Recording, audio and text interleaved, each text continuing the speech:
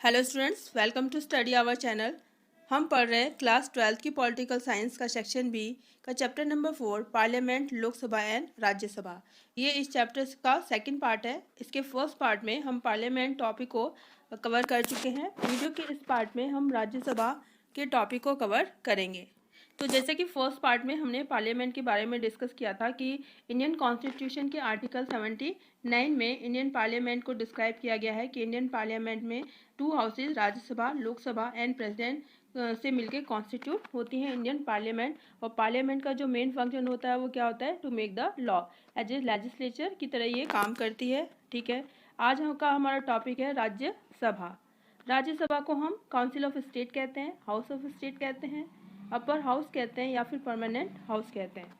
तो राज्यसभा से रिलेटेड जो आर्टिकल है हमारे इंडियन कॉन्स्टिट्यूशन में वो कौन सा है? आर्टिकल 80। यानी आर्टिकल 80 जो हमारे इंडियन कॉन्स्टिट्यूशन में वो राज्यसभा के को डिस्क्राइब करता है कि राज्यसभा क्या है। तो हम देखते हैं कि आर्टिकल 80 में क्या लिखा गया है। The council of state shall consist of, यानी काउंसिल ऑफ स्टेट कहते हैं राज्यों की सभा, और इसमें क्या क्या चीज़ें होंगी? 12 member to be nominated by the president in accordance with the provision of clause 3। इसका मतलब है कि 12 मेंबर्स जो हैं वो प्रेसिडेंट के थ्रू नॉमिनेट किए जाते हैं राज्यसभा के लिए, जो कि क्लॉज 3 के प्रोविज़न के अकॉर्डिंग दिया गया है। यदि हम स्टेट और यूनियन टेरिटरीज की बात करें तो स्टेट और यूनियन टेरिटरीज से जो भी रिप्रेजेंटेटिव होंगे नॉट मोर देन 238, यानी 238 से ज़्यादा नहीं होने चाहिए। यानी स्टेट और यूनियन टेरिटरी से कितने मेंबर इलेक्ट किए जाएंगे? 238। इस तरह से आर्टिकल जो 80 कहता है कि टोटल जो राज्यसभा मेंबर होंगे वो कितने होंगे? 250, जिसमें से 12 मेंबर नॉमिनेट किए जाएंगे bye the president and 238 member है वो स्टेट और यूनियन टेरिटरी से इलेक्ट किए जाएंगे। ठीक है, और जो भी 12 मेंबर प्रेसिडेंट नॉमिनेट करेंगे वो जो मेंबर्स हैं उन्हें एक पर्टिकुलर जो फील्ड है उसकी नॉलेज या फिर एक्सपीरियंस होना चाहिए। और ये फील्ड या नॉलेज जो है जिसकी उनके नॉलेज या एक्सपीरियंस होना चाहिए कौन कौन से हैं? तो they are literature, science, art and social science. तो इस तरह से आर्टिकल 80 के अकॉर्डिंग हमने देखा कि टोटल जो मेंबर होते हैं राज्यसभा में वो कितने होते हैं? 250। और 250 में से 12 मेंबर नॉमिनेट किए जाते हैं bye the president and 238 member elect किए जाते हैं by the state and union territories. Presently हम बात करें तो प्रेजेंटली हमारे राज्यसभा में टोटल मेंबर कितने हैं? 245। और 245 में से 12 member as it is president के थ्रू नॉमिनेट किए जाते हैं, जो कि literature, science, art and social science के स्पेशल फील्ड को का उनको नॉलेज होता है, एक्सपीरियंस होता है। इसके अलावा टोटल 233 मेंबर्स है वो यूनियन टेरिटरीज और स्टेट से इलेक्ट होकर आते हैं। यदि 233 को भी फर्दर हम डिवाइड करें तो 229 जो हैं वो स्टेट से होते हैं, 229, और 4 जो मेंबर हैं वो यूनियन टेरिटरी से क्या होते हैं? इलेक्ट किए जाते हैं। क्लियर। नेक्स्ट हमारा टॉपिक है इलेक्शन ऑफ द मेंबर, यानी जो भी मेंबर राज्यसभा, जो भी पर्सन है राज्यसभा का मेंबर बनना चाहता है तो उसका इलेक्शन कैसे होता है? तो इलेक्शन इनडायरेक्ट इलेक्शन होता है राज्यसभा के मेंबर का। और जिसकी जो स्टेट है उस स्टेट की जो स्टेट असेंबली होती है, स्टेट असेंबली के जो इलेक्टेड मेंबर होते हैं, ठीक है, इलेक्टेड मेंबर होते हैं, वो उस राज्यसभा के लिए जितने भी मेंबर डिटरमाइंड है उन सारे मेंबर्स को इलेक्ट करते हैं through the proportional representation and by the mean of single transferable vote. यानी पर्टिकुलर स्टेट की जो स्टेट असेंबली होती है, स्टेट असेंबली के इलेक्टेड मेंबर होते हैं, उस स्टेट के लिए राज्यसभा के मेंबर को इलेक्ट करते हैं। और इलेक्ट करने का जो प्रोसीजर होता है या जो वो जो मेथड है वो कौन सा है? प्रोपोर्शनल रिप्रेजेंटेशन, जिसको कहते हैं सिंगल ट्रांसफरेबल वोटिंग सिस्टम। ठीक है, और जो इलेक्शन होता है वो कैसे होता है? इनडायरेक्ट इलेक्शन होता है। मेंबर्स ऑफ यूनियन टेरिटरीज की बात करें कि यूनियन टेरिटरीज के जो मेंबर है वो किस तरह से इलेक्ट किए जाते हैं? तो पार्लियामेंट जो भी लॉज बनाता है उन लॉज के अकॉर्डिंग यूनियन टेरिटरीज के जो मेंबर है वो इलेक्ट किए जाते हैं। यूनियन टेरिटरीज के मेंबर के इलेक्शन की बात करें तो पार्लियामेंट उनको इलेक्ट करने के लिए लॉज है इनेक्ट करती है, बनाती है, और उस लॉज के अकॉर्डिंग ही यूनियन टेरिटरीज के जो मेंबर है वो इलेक्ट किए जाते हैं। यदि हम राज्यसभा में जो मेंबर्स हैं उनके डिस्ट्रीब्यूशन की बात करें तो राज्यसभा में जो नंबर ऑफ मेंबर्स हैं उनका जो डिस्ट्रीब्यूशन है, अलोकेशन है, वो according to the population of that state, यानी जो भी स्टेट है उस स्टेट की पॉपुलेशन कितनी है उस पॉपुलेशन के अकॉर्डिंग किया गया है। और allocation of seats in the Rajya Sabha ये हमारी इंडियन कॉन्स्टिट्यूशन के 4th शेड्यूल में डिस्क्राइब है। कौन सी शेड्यूल में डिस्क्राइब है? 4th शेड्यूल में। ठीक है, 4th शेड्यूल में डिस्क्राइब है कि किस तरह से राज्यसभा में पर्टिकुलर स्टेट से कितने मेंबर इलेक्ट किए जाएंगे। क्लियर। तो इस तरह से यदि हम बात करते हैं जो हाईएस्ट मेंबर है वो कहाँ से है? हमारे स्टेट यूपी यानी उत्तर प्रदेश है, 31 मेंबर।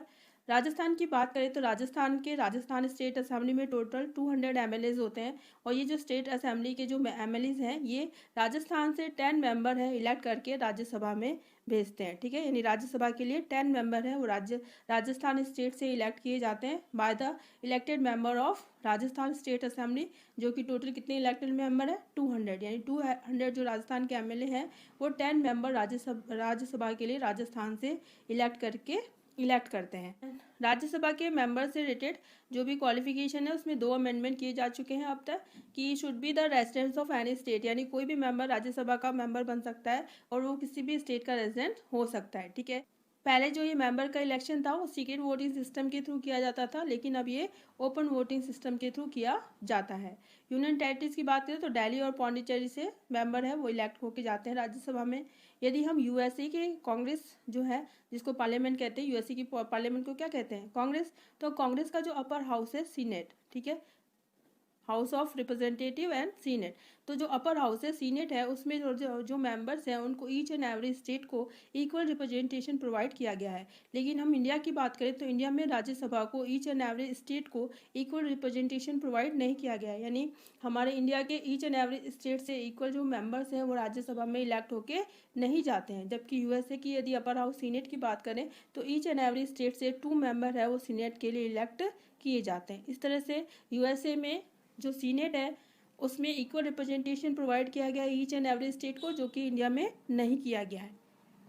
नेक्स्ट हमारा टॉपिक है टेन्योर ऑफ मेंबर, यानी हमारे राज्यसभा के जो मेंबर्स हैं उनका टेन्योर कितना होगा। तो ये एक परमानेंट हाउस है, ठीक है, यानी इसको डिसॉल्व नहीं किया जा सकता, यानी इसको भंग नहीं किया जा सकता है। और एक बार यदि कोई भी पर्सन है वो पार्लियामेंट यानी राज्यसभा का मेंबर बन जाता है तो इसका टेन्योर है वो 6 ईयर के लिए फिक्स्ड है और ये फिक्स किया गया under the representation of people act 1951। Clear, full tenure 6 years है, यानी राज्यसभा का फुल टेन्योर 6 ईयर्स है। कोई भी पर्सन है यदि राज्यसभा का मेंबर इलेक्ट हो जाता है तो वो कम से कम 6 सालों तक वो उसका मेंबर रहेगा।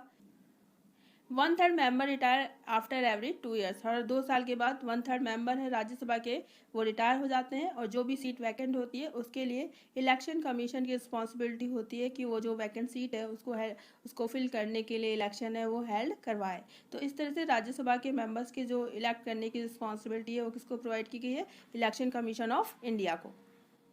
नेक्स्ट हमारा टॉपिक है ऑफिशियल ऑफ राज्यसभा, यानी राज्यसभा के जो ऑफिशियल है अधिकारी कौन कौन होते हैं।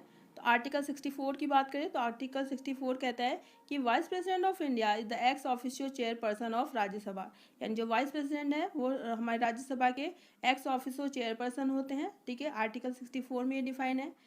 आर्टिकल 89 क्या डिफाइन करता है, आर्टिकल 89 ये डिफाइन करता है कि जो काउंसिल ऑफ स्टेट है वो अपने में से ही किसी एक मेंबर को डेप्यूटी चेयरमैन क्या करती है, इलेक्ट करती है। ठीक है, इस तरह से जो हमारे वाइस प्रेसिडेंट है वो राज्यसभा का मेंबर ना होते हुए भी उसके क्या होते हैं, एक्स ऑफिसो चेयरमैन होते हैं।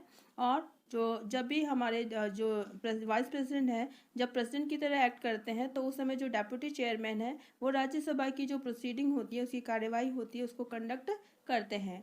वाइस प्रेसिडेंट है अपना रेजिग्नेशन किसको देते हैं, प्रेसिडेंट को देते हैं।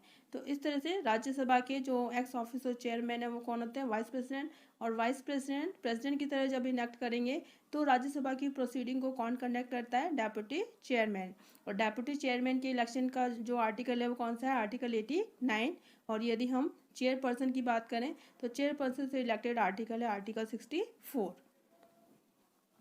यदि हम बात करें कि यदि राज्यसभा का मेंबर बनना है तो उसके लिए क्वालिफिकेशन क्या होनी चाहिए, तो एज इट इज़ बाकी क्वालिफिकेशन वही होनी चाहिए जो पार्लियामेंट का मेंबर बनने के लिए प्रिस्क्राइब्ड है। लेकिन हम एज की बात करें तो राज्यसभा का मेंबर बनना है तो उसके लिए जो किसी भी पर्सन की एज होनी चाहिए वो नॉट लेस देन 30 ईयर्स, यानी 30 साल से कम नहीं होनी चाहिए। ठीक है, इसके अलावा should be citizen of India, Bharat का नागरिक होना चाहिए। और पार्लियामेंट ने जो भी क्वालिफिकेशन प्रिस्क्राइब की है उन सारे जो क्वालिफिकेशन है उसको फुलफिल करना चाहिए। अनसाउंड माइंड नहीं होना चाहिए, किसी भी ऑफिस ऑफ प्रॉफिट को होल्ड ना करता हो, इंसॉल्वेंट नहीं होना चाहिए। ठीक है, should be the citizen of India. तो these are the qualification to become a member of Rajya Sabha. तो स्टूडेंट्स ये था आज का topic related to Rajya Sabha. I hope आपको ये टॉपिक समझ में आया होगा। फिर भी यदि इस टॉपिक से रिगार्डिंग आपकी कोई डाउट्स हो, कोई प्रॉब्लम्स हो, क्वेरीज हो तो आप कमेंट बॉक्स में कमेंट करके मुझसे पूछ सकते हैं। And if you like the video please like share and subscribe. And thank you for watching the video. तो मिलते हैं हमारे नेक्स्ट ऑनलाइन क्लास में एक नए टॉपिक के साथ। Thank you very much.